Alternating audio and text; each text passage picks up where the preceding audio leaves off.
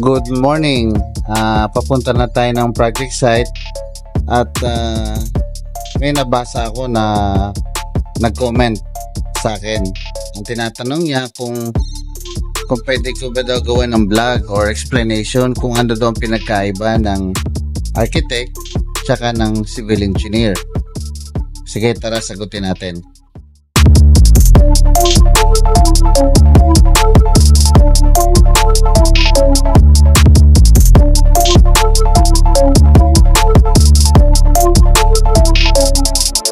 Para madaling maintindihan, mag-example na lang tayo ng isang project na merong pinahire na site architect tsaka site civil engineer para mas specific ang pagdi-differentiate natin sa dalawa.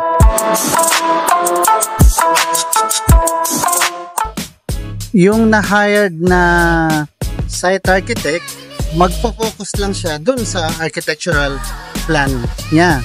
Like yung tinatawag na A1 o sa architectural sheet number 1, yung tinatawag na site development plan. Yung sa site development plan, nandun naka-indicate kung saan itatayo yung building, kung building man yun, kung mayroong mga swimming pool, etc. May mga parking lot, mayroong clubhouse, lahat yun, nandun yun nakalagay sa site development plan. So, trabaho ng site architect yun na to make it sure na mapapa-implement niya. Tapos yung obligasyon din ng site architect na may patupad o mabigyan ng klarong detalye ang mga kontraktor nung itsura ng building o ng gusali, like front view or front elevation, rear, left and right, and even sa plan or top view. Obligasyon niya rin yun. Tapos yung mga schedule of finishes like tiles, pati yung sa mga fit out kasama na sa kanya yon.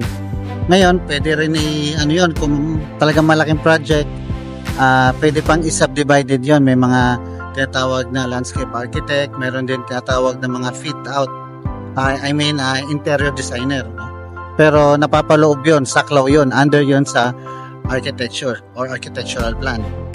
So basically, kung ano yung nakalagay sa architectural plan, kung ilang sheets yon, kung 9 to 10 sheets ba yon, kung ano yung anong mga nakalagay doon, yun ang scope of works mo, yun ang yun ang pinaka main scope of works mo, na see to it na mapa-implement yun at makapagbigay ka ng tamang detalye para yun ang susundin ng mga contractors. Okay, dito naman tayo sa kung anong trabaho ng civil site engineer specifically, it boils down sa yung pinaka structural integrity ng isang gusali, building o kung ano man yan. Yung pinaka guide niya sa project site is yung structural plan, kung ilang page yun o kung ilang sheet number yun. Minsan umaabot ng mga 10 to 15 sheets yun. Yun ang pinaka-guide niya. Na may papa-implement niya rin yun sa site.